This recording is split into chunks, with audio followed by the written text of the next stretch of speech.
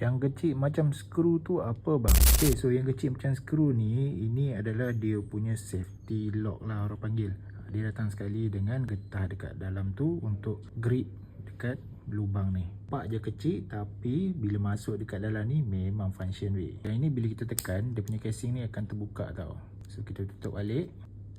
Ada kemungkinan boleh tercabut. Jadi skru kecil ni dia akan membantulah untuk safety lock dekat bahagian sini. Ada juga casing lain yang tak ada safety lock ni, dia hanya ada lock ni sahaja. Jadi bahayalah. Untuk casing daripada Flymile ni memang aku suggestkan sebab dia ada safety lock ni, barulah tak tercabut kamera tu bila kita bawa tambah-tambah tengah ride.